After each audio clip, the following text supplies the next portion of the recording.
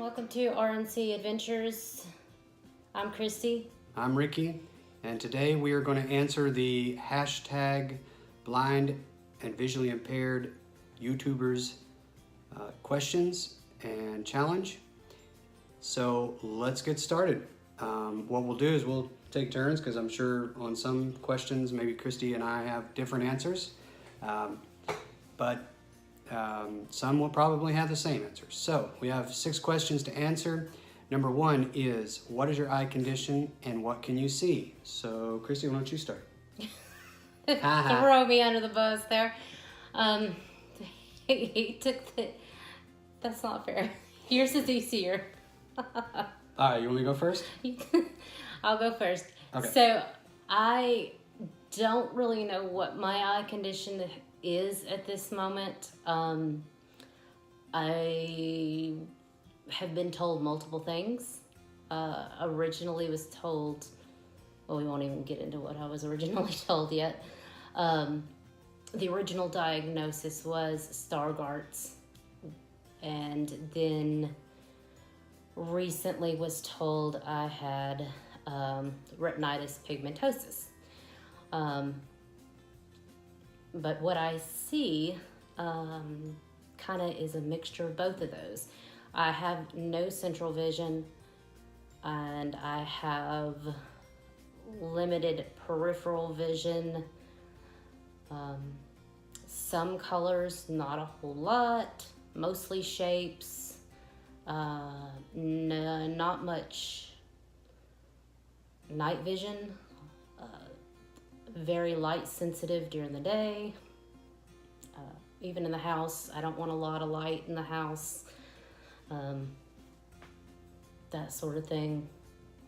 So I usually use the term, I have enough vision to be dangerous. It's basically the best way to define my vision. Your turn. All right. Well, actually, yours is probably simpler than mine. That's why I thought you might start. So, I was born legally blind with 2200 vision. Had that for a good portion of my life. My diagnosis is aniridia, nystagma, stigmatism, and then later in life, I started developing glaucoma and vascular graphing. What I see has changed, that question has changed over the years dramatically. When I first was born and up until I was 18 years old, my senior year of high school, I could see 2200, 2400, something like that. Couldn't see details, couldn't see very far away. Had all the long distance monoculars or different devices for school and other things like that. Also used large print, that sort of thing, but I've seen fairly well. When my senior year, I started the vascular graphing, started seeing really blurred vision in my left eye, sort of like, I think you described it this morning the best with your vision, having the something look like you're looking through a fog, a real foggy type view, or looking through a more really muggy day or something. Yeah, or a milky water look, so to speak. And then slowly lost my left eye over from the course of being 18 through probably 23, 24. And then my right eye has slowly been deteriorating to the point to where it went through all those same changes where a lot of cloudiness, couldn't see that well. Peripheral vision, I've never had that very much at all. And so now today, it has dwindled down to a little spot in the top right corner where I can see a really foggy light sensitivity. If I turn and look at the window that's to our left here, I can see the window, the light coming in from it, but it's really foggy and really distorted, and that's about all I can see. I can't see shapes. I can't see. And that's only occasionally. That is. It's very occasional. There'll be times I'll be walking through the house, and I go, wait, I see a light, and kind of get. It's weird because I'm sure I look stupid because I get mesmerized of what I all of a sudden can see, and then at the same time that I can see that. Let's take, for instance, that I walked into the dining room and I could see the light above the table. I can look at it for a minute, and then all of a sudden, I can look away and look back up, and I won't see it because it's kind of blotched out the light. So that's what I see now. It's a major contrast to what I used to could see. Even though when I could see pretty well, I never could tell like details on people's faces or objects. Depth perception was a huge issue, always has been for me. So, Well, mine is quite a contrast from what I used to could see too. Yeah, yeah. I started out with 20/20, so That's true, you did. Lucky you. I don't remember much of it, but that was a long time ago. Wasted it. I didn't waste it. I used every minute of it. Right. All right, so question number 2 is, when did you start your YouTube channel? So we actually looked this up today. We started our YouTube channel only 5 weeks ago, tomorrow. And, well, actually, I guess that's wrong. 5 weeks ago last Friday, but we uploaded our first video 5 weeks ago on tomorrow on Tuesday. So April 12th, yep, 2019. And yeah, we've got 8 or 10 videos up now, quite a bit of views and that sort of thing. So we pondered the idea for quite a while before we actually did it. Which kind of goes into the goals of our YouTube channel and why we started it. Yep, so number 3. Yep, that's number 3. The goals of why we started our YouTube channel. I can start there. Good. My personal goals of why I went along with him on starting this was put it on me. is he's usually the talker. I'm more the behind the scenes usually type person. I really like the being out here, helping those who don't know about sight impaired, blind people, whatever you want to call us, that we are capable of anything we want to do. Just as long as we're not driving a car. That's about my only limit is I won't drive a car. Thank God. Anymore. But, you know, the making sure that there is awareness out there. There's plenty of us out here that are doing it, but the more of us that I think that are standing up saying, hey, we are here, we are human, we bleed just like you, we have feelings just like you, and we want to be treated just like you, I think. And also to help fellow blind people who are newly blinded, if that's a word, understand, and if they need help with coping, they can find hopefully that coping mechanism through watching some of the stuff that we put out, see what we've been through when we get there, because some of the stuff we haven't put out yet, that what we've been through. It's true. And for me, I mean, to kind of give a little background of why we got started, you know, Christy and I have, since the day we met, and the reason we met was through, we met through adaptive sports, through the Tennessee Association of Blind Athletes, and just trying, you know, as Christy said, trying to empower people, trying to give them encouragement. And we had to encourage ourselves first, and we got involved and got active. And everything since that moment in time has been evolved around Christy and I trying to be an inspiration, trying to be I don't know necessarily inspiration's a word, but just trying to be someone who shows the positive side of blindness, someone who doesn't allow their disability to define who they are. And so it's always been that for us, and that's kind of where we just got started. And so a couple of months ago, we were looking into cruising, taking a cruise, and it was Christy's first time, my second time, and we wanted to find somebody out there maybe who was blind and visually impaired that had done it. The last time I went cruising, I had some vision. The last time I went cruising, I had a sighted person go with me. This time it was going to be two blind people doing what we do and going on another adventure. And so that's kind of what led us to it. Is we researched that. We didn't really find a lot of blind or visually impaired people that had went cruising, or at least in the unique situation that we had. And Christy and I recognized that that would be an idea for a YouTube channel, but also all the other things we do with adaptive sports, with being parents of children, being students, being self-defense instructors, being all the things that we are.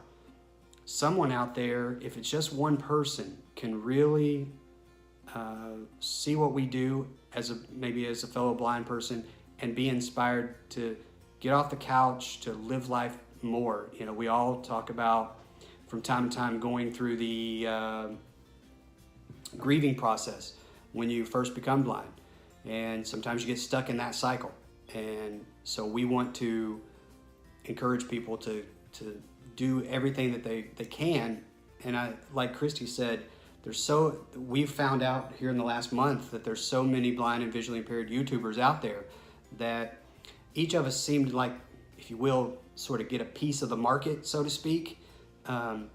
And each piece of that puts together the big puzzle, and we're out there as a group, united in a front to encourage people to do everything they can do. So our goal is to not only educate those who are blind and visually impaired, encourage those, but also the sighted people with their misconceptions. That's the biggest thing I find about everything I do, is that perception that blind people or people with disabilities are for some reason weaker. They're unable to be able to do simple tasks, that sort of thing. So we want to teach the sighted folks as well as encourage the blind and visually impaired. And again, just share. If each one of us shares our experiences, then we're able to draw something from each and every person that we come in contact with. I believe that not just in the disability community, but in life in general. So that's why we started, and the goal for what we have for this YouTube channel. Anything to add to? The last thing I would add is, to also be good role models for our children, and hope that they see what we're doing and that they grow up understanding, that blind people they get that statistic that blind people aren't what is construed. Right, because we have two totally sighted children, but we also have a visually impaired child as well, and for all three of them, all three of them, we hope through our lifestyle that they can pull something from that and move forward with their lives in a productive way. As good parents, we are. All right, so number 4 is how we record. That's number. Oh yeah, that is. Yeah. And edit our videos. Yes. Listen to the woman. I know. Once again. All right, so answer that question. Okay, so how we edit and record. What do we use? For the most part, we started off using an iPad. fifth On top of a generation. box, on top of a table, on top of a... Ghetto style as possible. The only thing we were missing, guys, was duct tape. Yeah. And we were this close. Yeah. And then we moved to, it ran out of space. I'm not sure. It just wasn't working for us. So we moved to using my iPhone 10. And it seems to be working. We have a tripod with it. It's still kind of ghettoed up a little bit. Not as bad. We have partial. We have a partial tripod. And so it's still kind of ghetto, but like you said, we've only been doing this for 5 weeks with natural lighting. Where? Which is killing me, and he don't care. Wasn't that the conversation yesterday? Right. Don't tell me, blind man. Don't. About the light? Yeah.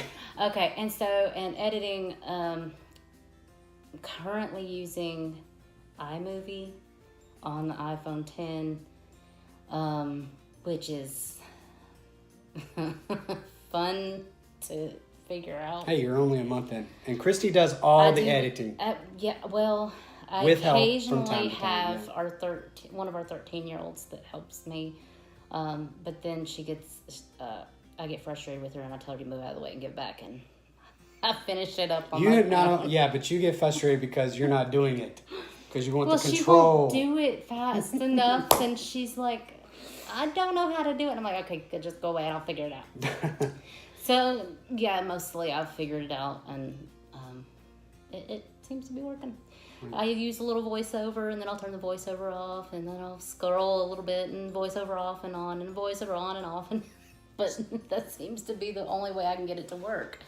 It's not fully voiceover accessible. And one of the wonderful things about our Christy's editing is, it seems like every time we put up a new video, I think those who have watched our videos from the start to finish will agree, everything's gotten better as we go. So, good job. All right, so number 5 is, why YouTube? Why did we choose YouTube? Well, I think the biggest thing for that is, like a lot of people we've seen have answered the challenge, have said, it's a great platform. It's got a lot of people use it. A lot of people there's thousands and thousands of videos. I have several videos that I watch on a regular basis that are interesting to me, and then I will have some that I watch that are noise as I go to sleep, and they're all on YouTube. And then there's a lot of other types of mediums out there, like social media, Facebook, and all the others that you can do some of the same things with. But I think using iMovie or some of the other editing or programs that's out there is more compatible with YouTube. So that's why we choose to use YouTube. So, anything to add to that? No. Okay, so number 6 is to challenge someone else, another blind YouTuber, to do. The thing is to add 3 people, but we're just getting to know the community, and most of the community that we know now are the same people who have already done the challenge. So we're going to challenge, what is her YouTube? Blind MK. Say it loud. I'm trying to think of the whole name. Well, we're going to call her out. We're going to use her by name. We're going to say Amy Wilson, blind MK Wilson, Yeah. I believe is what she goes by on YouTube. Yep. She should know who she is. Certainly should. And so we thank you very much for watching our video, and hope you enjoyed it. And we look to see you on the next adventure. Remember, as always, Keep living life to the fullest. thanks. Hi everybody, make sure to hit the subscribe button and make sure to watch Mom and Dad's videos. Thank you, bye.